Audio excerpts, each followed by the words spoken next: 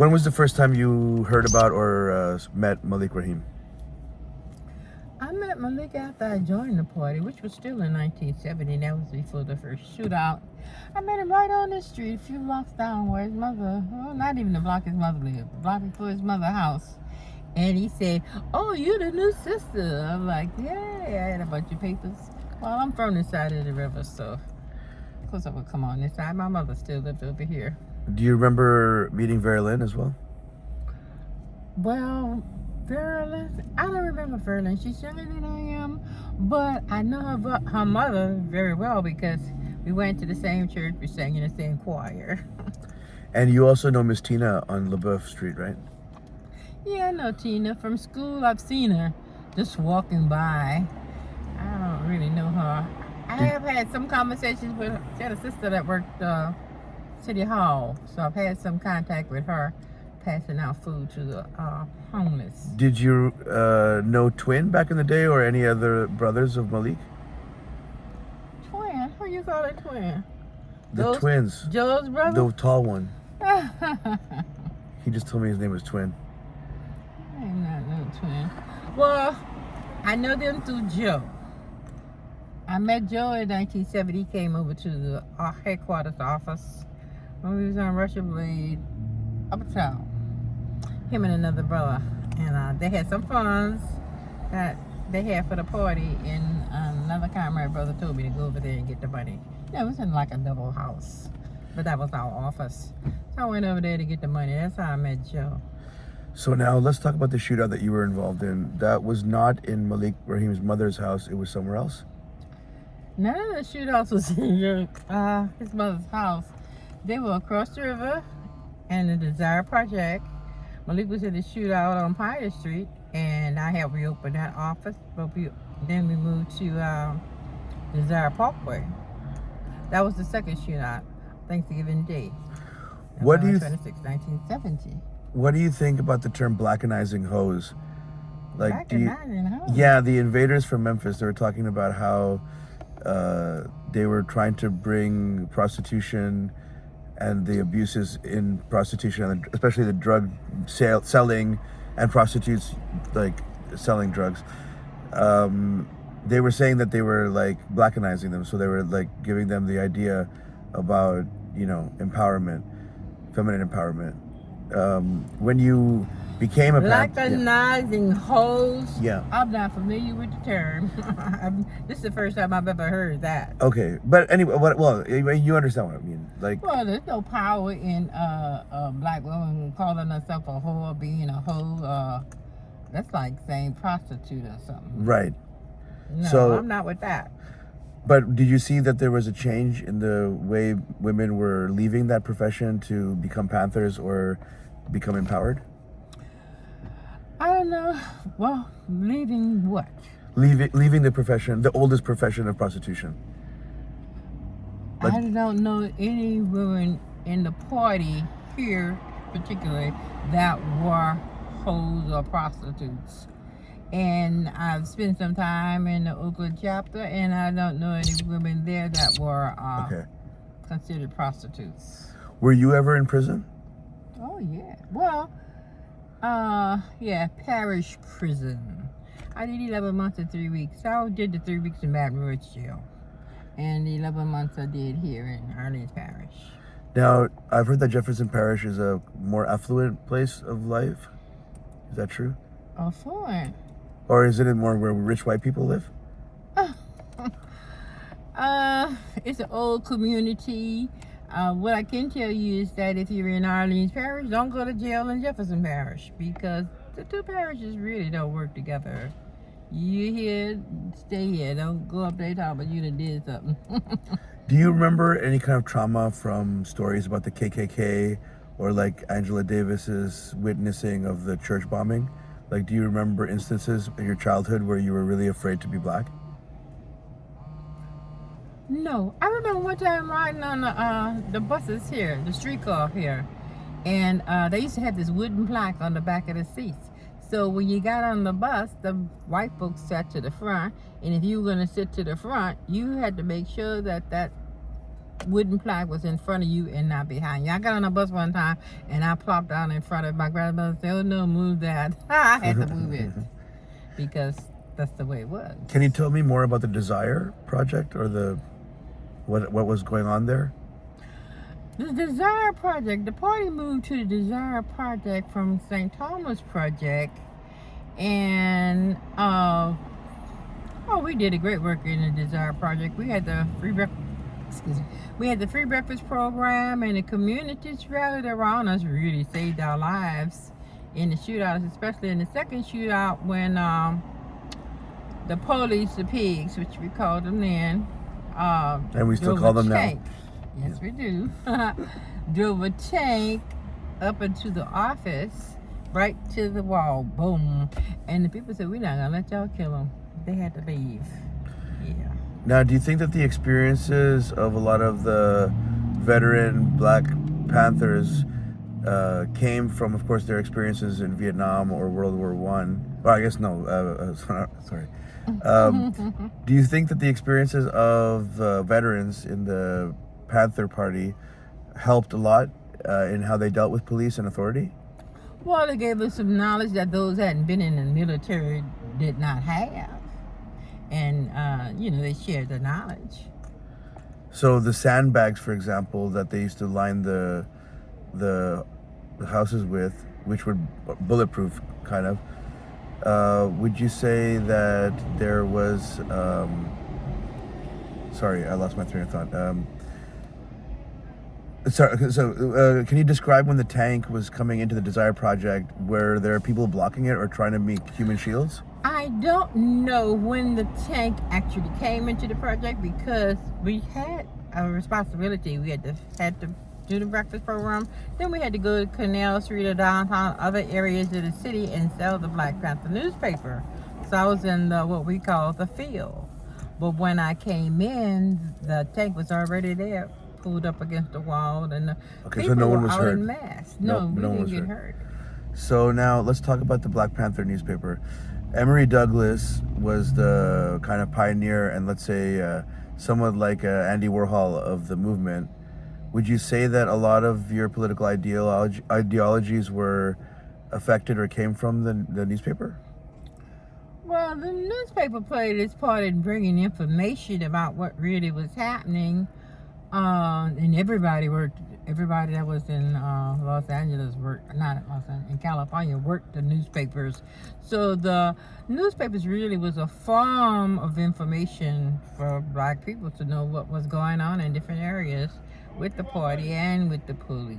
And was there like a formidable income coming from the newspaper, or was it mostly marijuana selling that was fueling everything?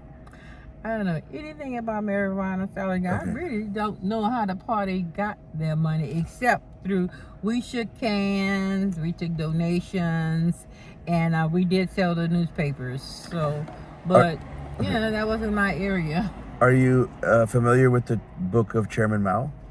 Yes, everybody had to read that book. And would you say the autobiography of Malcolm X was also a book that was very influential? We read a lot of Black books. Reading was one thing that we had to do, was read. What was your favorite book? I liked Wretched of the Earth. Oh, wow. I liked Wretched of the Earth. The Frantz Fanon. Right. Mm-hmm. I can relate to that because when I was in the parish, it's just there were 60 females of us that was in the cell together, and they most of them was from the first shootout with Malik. They'd be gone to court and I'll still be there in that cell by myself. So I can relate to that because when you talk about the about the natural general, but it was about a feeling of devastation. You just locked away and you're all by yourself and you really don't have any help, because the men, the pigs from the men's prison, they would come over there where the women's was and they'd come and harass us. See, there were 6 of us and they wanted to separate us. So they didn't just come and put you 3 on this side of the tier and 3 on that side. They came in for a fight. Yeah, I enjoyed that part. I enjoyed that part. Was there any kind of like a physical training that was involved in the Panthers at the point? Or boxing or like fighting? No, we didn't even have time for that because our thing was really, we was in the self-defense, but we was more about serving the people. We weren't serving people. And in a shootout, I got shot in that shootout. So when I went to jail, I still had, Shrapnel. No, I still have 5 buckshots in my body. Oh my Because God. the bullets went through my breast, came out my arm. Oh my So God. they took me when I first got shot after the shootout. They didn't bring me straight to the hospital. They brought me back on Albanasser Street. And I felt like they were going to beat me back there. But somebody called on the radio and asked where I was, and they said, run in. And they brought me to the hospital. So I remember walking up the Charity ramp, and somebody said, what happened? And I said, the pig shot me. So they brought me into where they do the x-rays at. They took all my clothes off and laid me on this, I think it's metal table. It was cold, and without my clothes, and they just put a sheet on for me. And the pig just marched around looking at me. And this doctor said, who shot you? I said, the fastest pig shot me. And he said, well, I'm a fastest pig doctor. So they really didn't do anything. They didn't do anything. Do you still have damage from that Yeah, I still gunshot? have the buckshots. I still have the They're still buckshots inside in your my body? Yes. Wow. But later on, I found out that at the rate of speed, supposedly the rate of speed that buckshot travels, you know, it wasn't doing any more damage than it had actually done. It scarred me up, but it didn't kill me. It didn't kill me. All right. Well, So look, we was in jail, and so I got this. They put a sugar cast on my arm, right? So they never. Did you took say me back. sugar? They call it a sugar cast. Okay. There's 2 pieces of cast Right. they put together in bandage or whatever. And so they never took me back to the hospital to be treated for it. Right. So it had made a big sore right around my elbow line. And it was running, it was smelling. And one of the sisters, Sister Lil, and another sister, I don't know how they got a razor blade, but they cut it off. My arm was so small. Wow. But during that time, the pigs came from the men's side, which I started to tell you before. And they wanted to separate us to 2 different sides of the tier, right? Divide us up. And so what they did was, we call them a sky. It's tied a sky around my hand, and we was wearing those big old clogs back then, and they tied it to the sky, and when they racked that throw back, went whoop, and that pig's glasses went whoop, sideways on it. I enjoyed that part. That's beautiful. I enjoyed that part. So, was there a lot of sexual assault happening on the side of the pigs towards black women? I don't know, because I was very sheltered. I wasn't really going anywhere, but I was still in high school. And when the party came to New Orleans, and the principal called the assembly, and they wanted to expose some brothers that left off the campus to go around to the grocery store to get them some snacks, right? Yeah. So they had an assembly for that. And while that assembly was going on, he told us, what McKitton said, the principal, that they're not gonna let these people get a foothold in the city. What people are you talking about? That piqued my curiosity. And that's basically how I joined the party. I started going over there, finding out where they was. I wanted to know what was going on. Was there a strict dress code at any time? For the party? Yeah. We didn't have no dress code. I remember when we first got our uniform was one of the sisters made it. I still made the uniform for us. The blue and the black, the blue shirts, the black gachos, and the little tam. We was going to another brother. We was going to his funeral. So, well, to his wake. And we wore it then. But other than, like, a lot of comrades like to wear the uniforms. Now I'm like, oh, no time at all when the party wore all them uniforms. Because even when I got to Oakland, they wasn't wearing no uniforms, per se. We wearing in regular clothes. Now, did you get to go to visit Oakland often? I haven't been back to Oakland since I left there. But how long were you there for?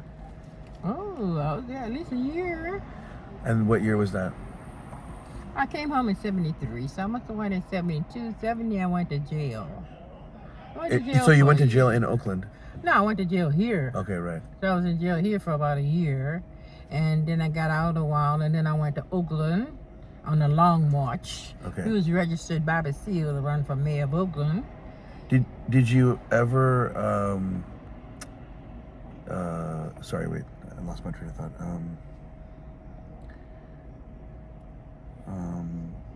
I met a girl she was a punk rock bass player in Berlin when I was there, and she passed away sadly.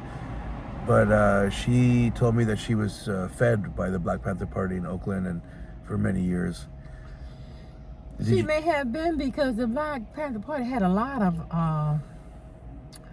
of programs to help the community. They had food giveaways. They gave bags and bags and bags of groceries away, and they had a shoe program where they gave away free shoes. Of course, they did the free breakfast program. Mm-hmm. They did a lot of things. They got and which was one of my jobs that I had while I was there, working in the community, getting lawyers for people in the community that needed lawyers. Right.